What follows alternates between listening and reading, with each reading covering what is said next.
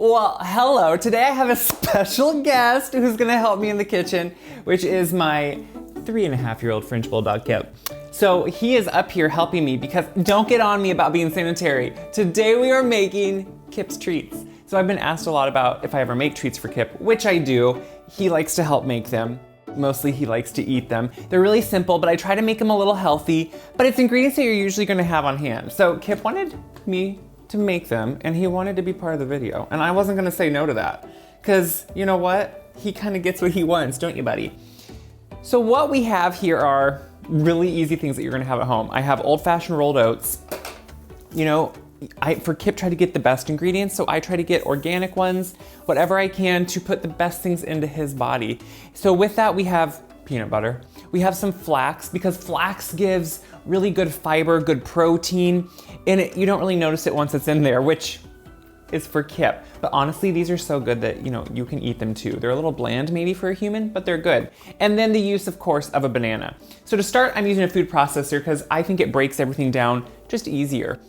And I'm gonna start with the oats. So I'm gonna put them in. Now, you could use a minute oat, but I like to use the least processed ones. That's why I like old-fashioned ones. And I put them in and I give them a few pulses just to begin that process of breaking them down. Kip is very interested in the kitchen. And I think that's a good thing to like bring them along.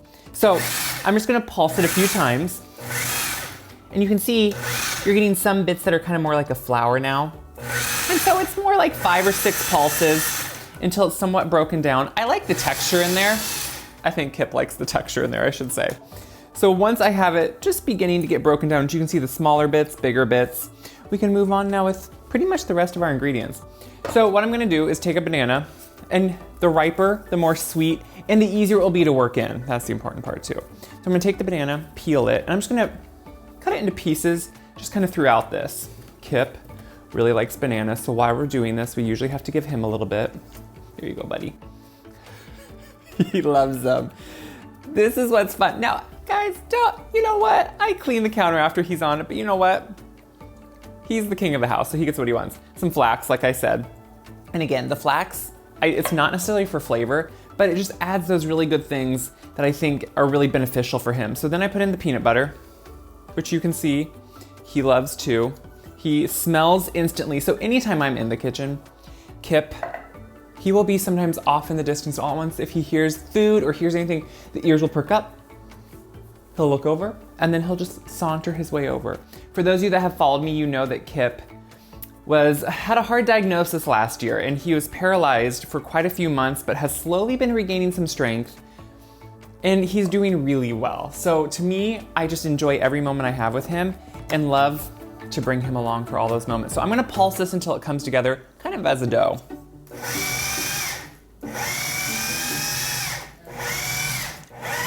So you can see it comes together really easily. And now you have just a kind of simple battered dough. It's nothing special, but honestly, if you want to know if it's good, let's take the blade out here and clean off the blade. You can of course taste this. That's what's great about this. If it's good for humans, good for dogs, it just makes you feel like it's a wonderful thing. But you know what? Let's see what Kip thinks. Because guess what? There's nothing raw in here that he can't eat. That's what's great. Oh, I think he likes it. I think he likes it. But we do bake them so they're more like a treat. So what I did was I just have some oat flour. I just grind those same oats in like a blender, a food processor, and you can see it's kind of a textured flour. But I'm gonna use this since it's kind of a sticky dough. We're just gonna put it out onto it. And we're gonna roughly roll them out because what we wanna do is create a treat. Now, like I said, this is a very simple, has nothing raw, nothing weird in it. And that's why we sometimes make these at home, is because you know, a lot of dogs can have allergies or you're worried about what all those ingredients are. So you can make some of these things at home and then know exactly what's going in for your dog. So just like any dough, I'm kind of working it around. I'm gonna put a little bit of that oat flour on top and you can see how simple it is to create, look at that, a really nice, simple dough. So we're gonna just sprinkle some more oats, which the oats just make so it doesn't stick. That's all we're doing. Then you can either roll it out, you could press it out. It's kind of whatever you want. It's gonna be a drier dough, so if it cracks, don't worry. You can just push it back together. See, like right in there? Now, every so often I will put more oats on it, again, just to make sure it's not gonna stick, because once you're going to this work, look at Kip. We don't want him to have stuck biscuits. So I'm rolling it out, and you can see it's a really easy one to work with. And now, when you get it to your desired thickness, which I like to make these somewhat small-ish, and I don't like to make too many at once. You could freeze them, of course, but I think it's more fun to do them fresh every so often. I love how I talk, like, because that's what Kip wants, but guys, that is what Kip wants, so that's what we're gonna do. So once I have them rolled out, you can do whatever cutter you like. We have little dog bones, dog paws. The paw doesn't look as good as the bone, if you ask me. So then you can kind of just start cutting them out and get these beautiful, kind of just bring it out, take off the excess, and look, a dog bone. And you can kind of just clean them up a little bit. So I'm gonna go through and I'm gonna put them on a parchment lined baking sheet, just because it's easier than to put them in the oven. So I'm gonna just set them on here. Look at that. Kip is interested, I would say. He is very excited. We'll give him just a little bit there again.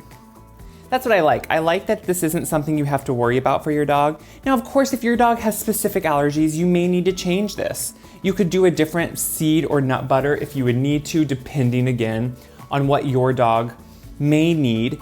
But otherwise, most dogs generally can do the peanut butter, gluten-free oats, so you don't have to worry about the wheat, especially if they have wheat allergies. So I'm gonna fill this up, we're gonna put them in and bake them, then we'll pull them out.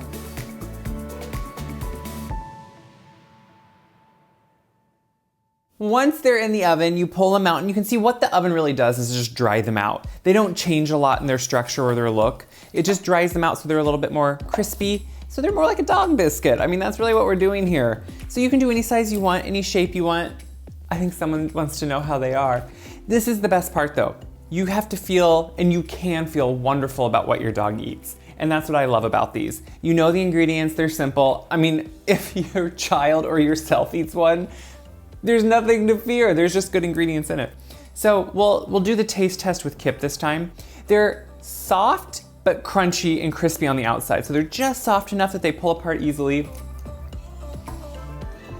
You know, I always say he doesn't really necessarily savor each bite, but he seems to love them all the same. So these are great. You can do, if you want, you could do really small ones. So you can give them a whole one at a time. You can do little pieces. This is the fun part. And you know what?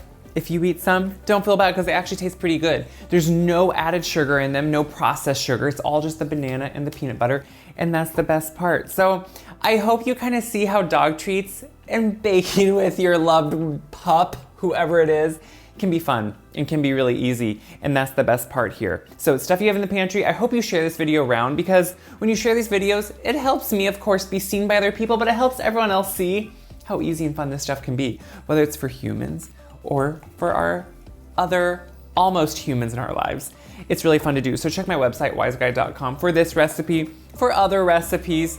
Until next time, feed the ones you love. That's what really matters in life. Yes, it does. You just love the biscuit.